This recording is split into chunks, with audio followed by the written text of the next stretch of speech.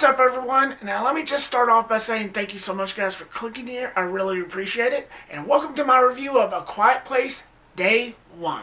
This is a batch of films that I liked since the original. The first one, directed by John Krasinski, was brilliant. I thought it was a really fresh take on the alien genre, a different take, a rejuvenated sort of different aspect of the genre. I liked the second one probably by a razor's edge. But I still like them both equally, but maybe the second one by a razor's edge. Here, in Day 1, you get to see Day 1, when the invasion started. The day the Earth, well, New York in this case, went quiet. So essentially the film follows Sam, a terminally ill cancer patient. After an invasion happens, she meets Eric, a random stranger, in which they team up to try to survive the apocalypse. Again, I have mad respect for those original two. I thought it was an interesting concept. Like I said, it was a different take on the alien genre. It's a much fresher take, something that we've never really experienced. Up until the original film had come out, we had things like Independence Day, Mars Attacks, Men in Black, and so on and so forth, Alien. But I thought these A Quiet Place movies gave a fresh perspective on the alien genre. I thought it was a pretty good addition to the genre. It was very well made. I'm sort of mixed on prequels, and I said this in my Furiosa review. I'm sort of mixed on them, but I'm not as hard on them as most people are. Part of me is grateful for some of the answers, but another part of me is like, yeah. And there's another part of me that says, do we really need the answers?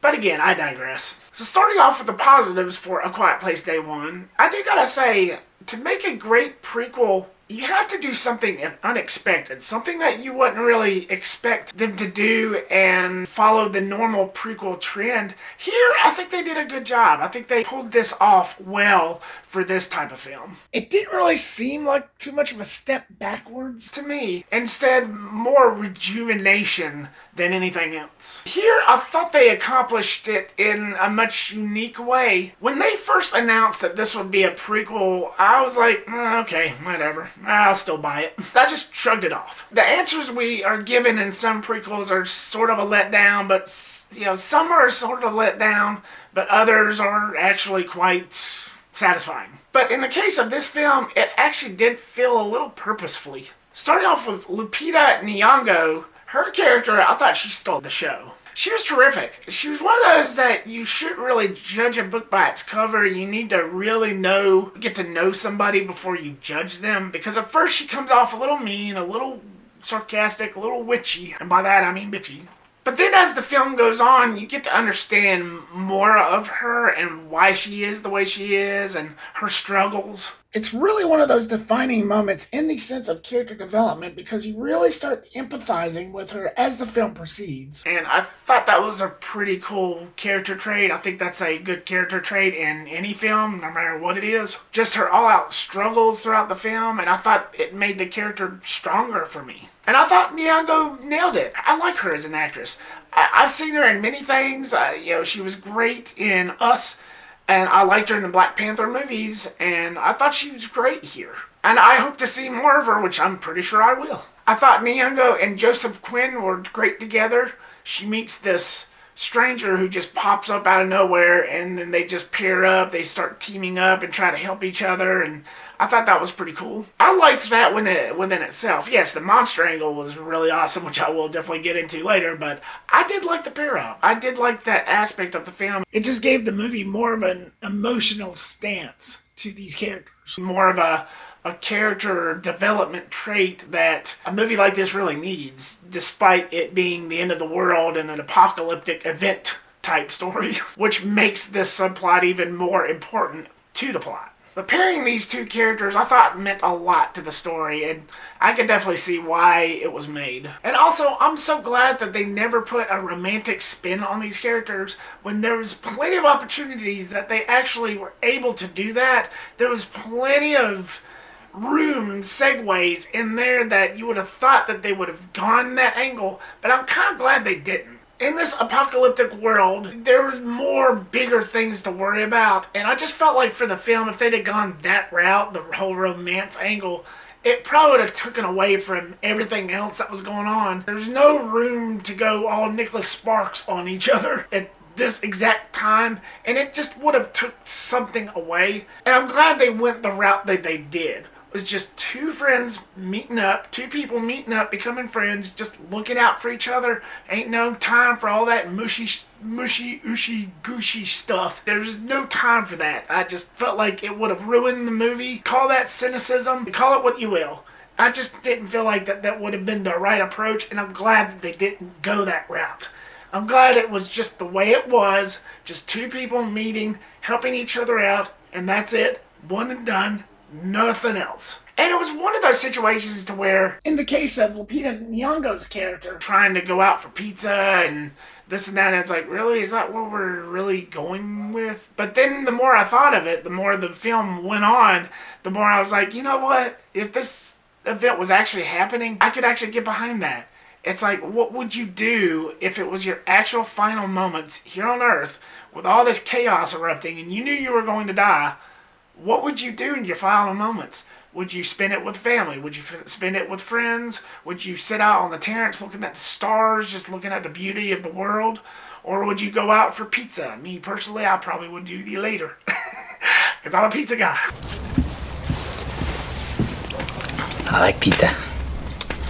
I like it. But it's just one of those scenarios where it really gets you thinking, like, if something like this was to happen, how would you spend it? It's really, like, philosophical when you think about it, because it's just one of those that makes you think a lot, and it's very philosophical within itself. That's what the film really did for me. Like, what would you do, honestly, if you knew you were going to die? And it's just one of those things that sticks with you. Just one of those that just sticks out like a sore thumb, no matter how you look at it. I did like the creature design. This one was made for a little bit more than the other two. Not by too much from the second film's standpoint, but it was definitely made for a lot more than what the first film was made for. So you do get more creature scenes in this. This is not an action-driven movie by a stretch. It's still how the first two was. It's still more about the fear and the quietness of it all than just those drawn out scenes, but in a good way.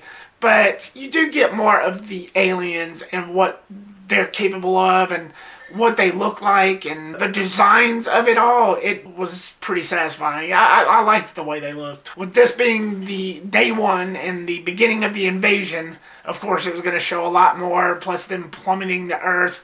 I mean, you can tell this was made for a little bit more, because it did have a little bit more action-driven scenes, but it was still tamed to the same point as the first two films was. But with this being day one and the start of the invasion, of course you had to add that extra oomph to it, and that's what this movie had. But again, it's not an action-driven film by any means, but it is something different. It just showed a lot more of the creatures, and it was more in your face, and I really did appreciate that. At this moment, it just started to make me think, who would win? A xenomorph or one of the monsters in this? That's the question. I'd probably root for the Quiet Place monsters, because the xenomorphs just seem slower comparing to these. Moving on to my mixed, the cat. I love that cat. I love that cat. What I liked about this cat, he was quite an integral part of the storyline, if anything else. I mean, he's the one that introduces Lupita to this guy, to Joseph Quinn's character. He was basically the key that switched on the vehicle that started the driving force between these two. And that, if it wasn't for the cat, I don't think you'd have... I know this is a little bit of an over-exaggeration here, but if you didn't have the cat, I don't think the movie would exist. Because the whole point of this movie was the dynamic between these two characters. And without that, I don't think you'd have a movie. So I think the cat was pretty important in that sense. What I didn't like, and this is a me thing in logic, was there was way too many scenes that involved the cat not shrieking, not running away in a dangerous situation that any other normal cat would do. I swear, I don't think this was a cat. There was a certain scene, which I'll keep it as limited as I can, but there's a certain scene to where he actually runs towards danger instead of away. And cats don't do that. They don't. I just don't think this was a cat. But again, I digress.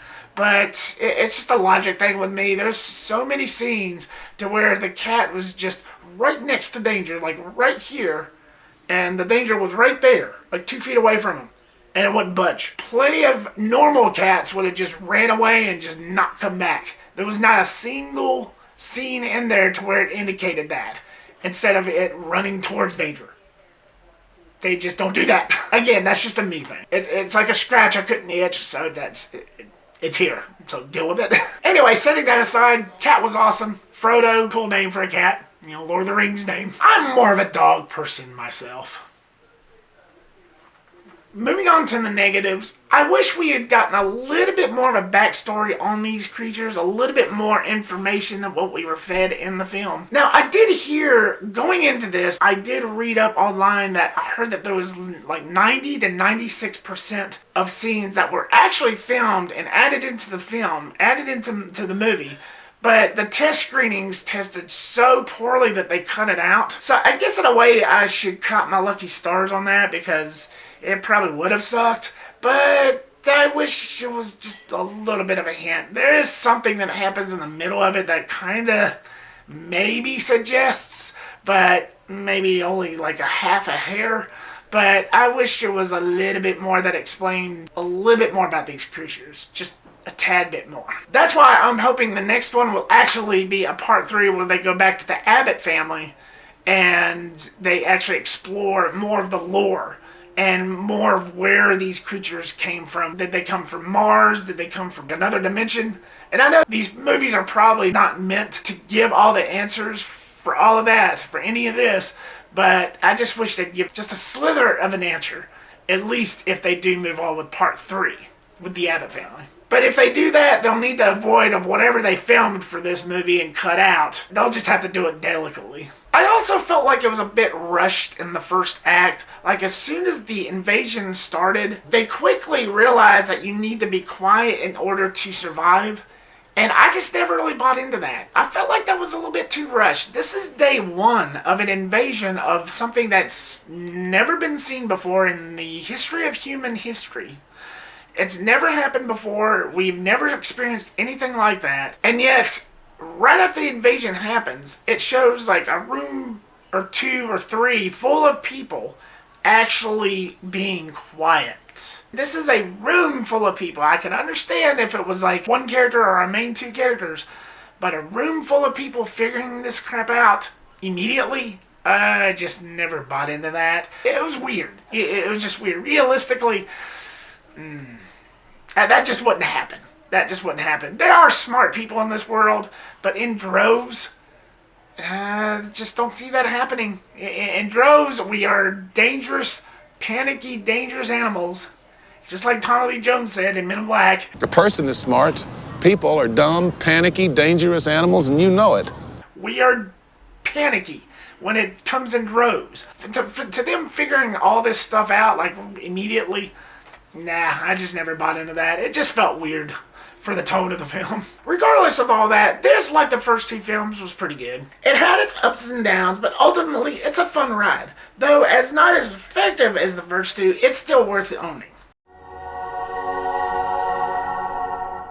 So, A Quiet Place, day 1. What was your thoughts on it? Have you seen it yet? Are you a fan of this trilogy? Are you somebody who jumped for joy for this new film? Which one was your favorite? Parts 1, Parts 2, day 1? Are you a fan of prequels in general, or do you just not care for this at all? Are you not a fan of prequels? Do you just not care for the Quiet Place movies? Leave me your comment down below and give me your thoughts. Thank you so much, guys, for watching this. I really do appreciate it. Like, subscribe, comment, and share. Make sure to click that bell icon so you don't miss a thing. I'll see you on the next one. Peace.